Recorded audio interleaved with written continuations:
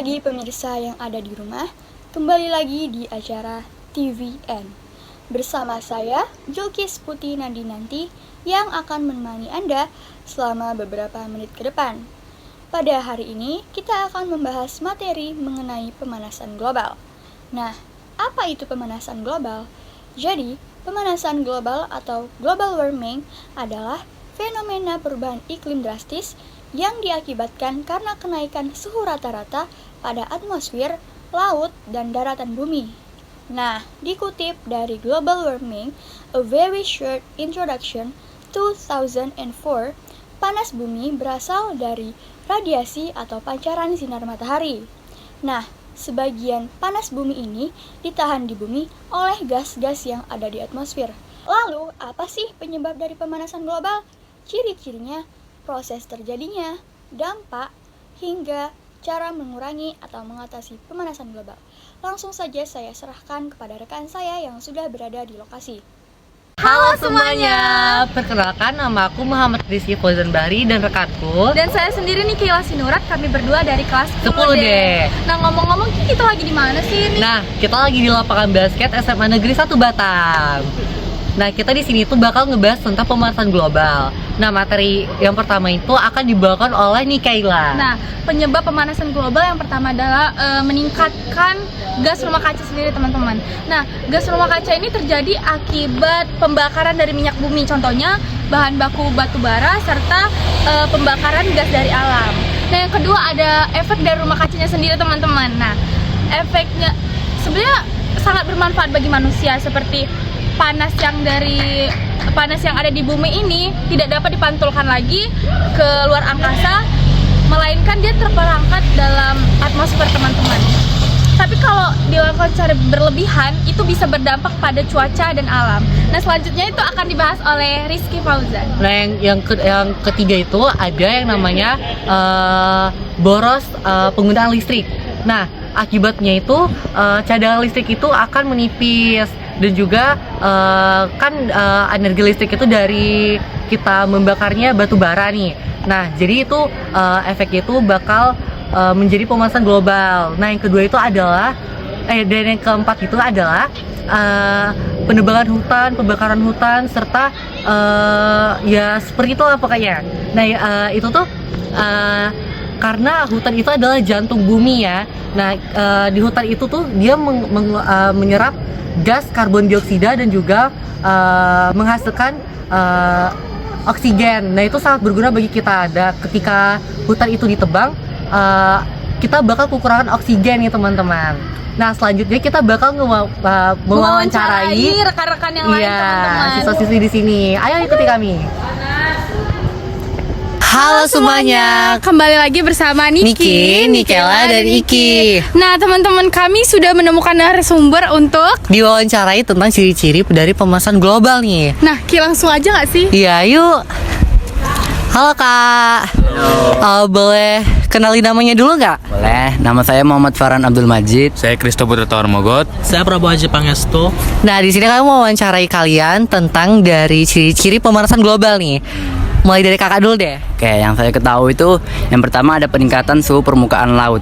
Jadi lautan menyerap panas dalam jumlah yang besar dari akibat konsentrasi gas rumah kaca di atmosfer. Terus yang kedua ada hilangnya salju abadi di pegunungan Puncak Jaya. Salju di Puncak Jaya yang terletak di Papua terancam hilang pada 2008 akibat pemanasan global dan perubahan iklim. Ya, dan ketiga adalah mencairnya es di kutub. Wilayah kutub di bumi adalah daerah yang mengelilingi kutub. Dan di bumi sekitar 10% dari luas datarannya ditutupi lapisan es abadi yang berperan penting dalam mengatur iklim di bumi. Yang selanjutnya itu ada naiknya permukaan laut. Naiknya permukaan air laut adalah salah satu dampak pemanasan global yang paling terkenal. Selain itu, contohnya itu yang pertama tuh ada mencairnya lapisan es dan glacier. Yang kedua tuh ada ekspansi thermal air laut. Nah, udah ya Kak. Oke, terima kasih ya Kak atas informasinya. Nah, kita bakal mencari narasumber selanjutnya. Yuk. Nah, kita telah bertemu sama satu narasumber yang akan kita tanyakan tentang proses terjadinya pemanasan global. Langsung aja, teman-teman. Kak. Halo Kak. Halo. Perkenalkan dulu dong namanya. Perkenalkan, nama saya Andika Rahmatullah Lubis. Saya berasal dari kelas 10D. Nah, di sini kita mau bertanya tentang proses terjadinya pemanasan global nih. Oke, baik. Proses pemanasan global adalah terjadi karena timbulnya macam-macam emisi karbon yang terjadi akibat aktivitas-aktivitas manusia, yang biasa disebut dengan efek dari rumah kaca. Panas yang masuk ke dalam rumah kaca tersebut akan sulit keluar karena terperangkap di dalam rumah tersebut, sehingga suhu dalam rumah tersebut tinggi daripada di luar dan sekitarnya. Kurang lebih itu yang bisa saya jelaskan dari pemanasan global dan efek dari rumah kaca.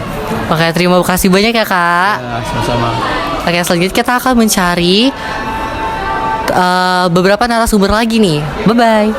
Nah, kita akan bertanya sama narasumber tentang dampak dari pemanasan global nih. Langsung aja teman-teman. Kakak, Permisi. kita boleh nanya nggak? Boleh? Sebelumnya nama kakak siapa iya. dulu? Oh, perkenalkan nama aku Lira Putri Agustiani. Kami izin bertanya ya. Oh, boleh. Nah, apa sih dampak dari pemanasan global? Oh, baik. Pemanasan global itu akan meningkatkan suhu di permukaan bumi, terus juga bisa memicu terjadinya kekeringan dan memicu terjadinya kebakaran hutan. Nah, pemanasan global ini bisa mengakibatkan kabut asap yang bisa membahayakan kesehatan manusia, bahkan bisa menyebabkan kematian. Oh, itu. Nah, terima kasih ya Kak. Sama. Nah, kita telah berjumpa lagi nih sama salah satu narasumber yang kita tanya tentang cara mengurangi dan mengatasi pemanasan global. Langsung aja ya Ki. Permisi Kak, maaf mengganggu waktunya. Kalian boleh bertanya nggak Kak? Oh, boleh. Sebelumnya nama kalian siapa sih? Nama saya Keisha Olivia. Nama saya Tia Catherine Tapu Bolon. Saya mau nanya nih tentang cara mengurangi dan mengatasi pemanasan global nih Kak. Ada yang tahu nggak? Saya. Nah, pertama itu dengan melakukan reboisasi. Reboisasi merupakan salah satu cara untuk mengurangi karbon dioksida yang berlebih. Yang kedua itu mengurangi kendaraan pribadi.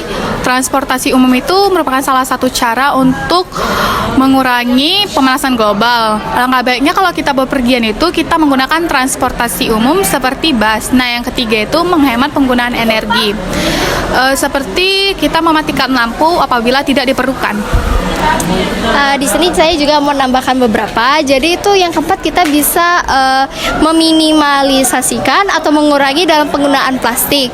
Karena para peneliti menyimpulkan seperti produk yang berkemasan atau berbahan plastik seperti botol aqua, sedotan dan kantong kresek yang di plastik yang ada di pasar-pasar itu dapat mengeluarkan gas etilena dan metana jika terkena sinar matahari. Jadi saran saya untuk menguranginya itu jika ke pasar kita coba tidak perlu menggunakan kantong kresek lagi, melainkan kita coba menggunakan tas tote bag yang berbahan kain. Dan untuk kayak minum kita bisa menggunakan tumbler atau botol minum sendiri dari rumah.